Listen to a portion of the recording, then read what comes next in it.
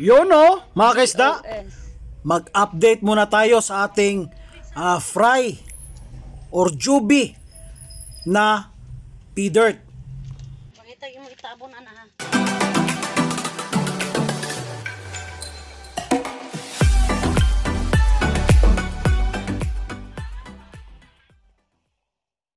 Good day mga kaisda. Good day sa ating lahat. So, for today's video mga kaisda, ay mag-update lang po tayo sa ating P-Dirt mga kaisda, no? Itong P-Dirt na ito ay isa sa paborito kong isda, no? Nabili po natin ito sa murang halaga, pero good quality po siya. So, ang trial nito, pagkabili ko ay 50 pesos only mga kaisda. Sobrang mura talaga mga kaisda, no?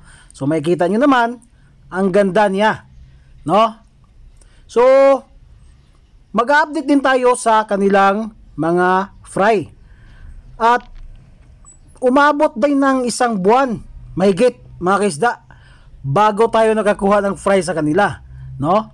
Pero at least meron na tayong nakukuhang fry at jubi na din mga kaisda. So yung ibang ano natin dyan, female is buntis, no? Kaso nga lang ang tagal nila mag-anak ng mag-anak, no? Ang tagal lang mag-drop. Sa totoo lang.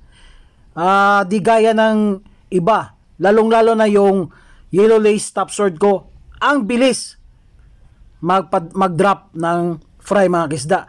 So mga kaisda, isa-shoutout ko muna ang ating mga bagong mga kaibigan mga kaisda. Isa-shoutout ko po si Luloy TV Officials.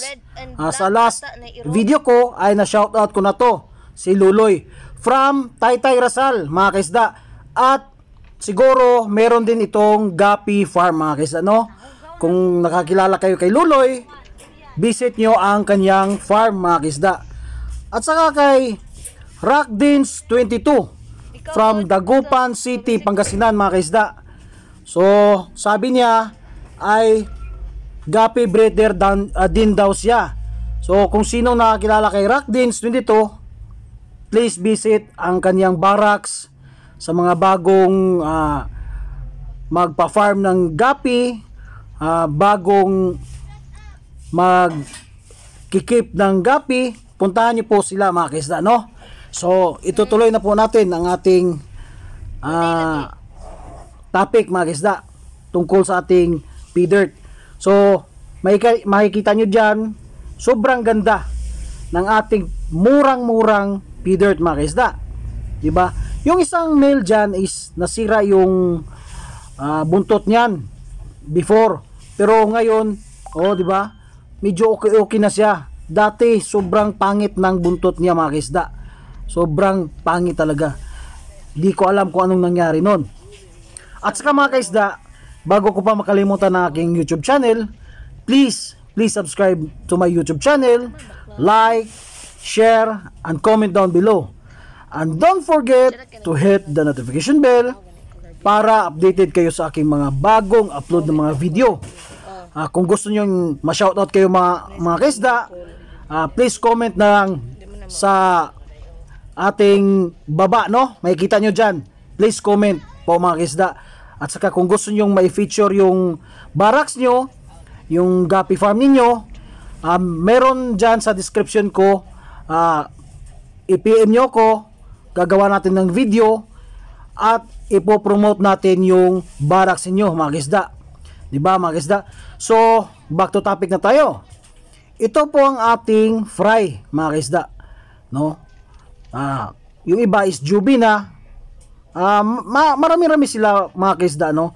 Pero ang nakikita ko dito ay isa lang na male na P-Dirt mga kaisda. Pero mas okay nun, mas marami yung male natin para mas maraming maiproduce na fry, di ba mga kaisda? Di ba? So nakikita nyo dyan, isa lang po ang male natin. So mas marami yung female. So yan lang po mga kaisda. At saka i-update ko kayo sa ating mga ibang mga gapis, no mga kaisda. Siguro sa next video natin ay ibabalik ko yung bagong strain natin, yung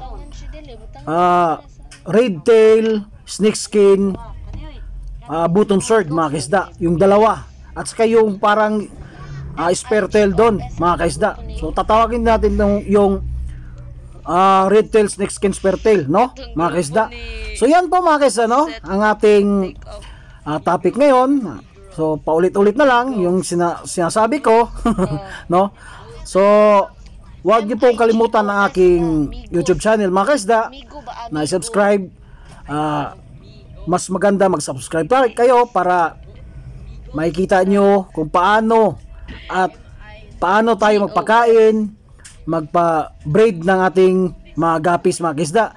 Para sa mga beginners na tulad ko, ito po ang tamang guide para sa atin mga kaisda kung gusto nyong matuto at mabilis lumaki yung mga gapis ninyo mga kaisda. So yan lang po mga kaisda, no? At ako'y magpapasalamat sa inyo sa walang sawang pagsuporta sa inyo sa aking YouTube channel, sa maliit na YouTube channel ko. At hanggang sa muli mga kaisda, ako'y magbababay na. Happy farming! Bye-bye!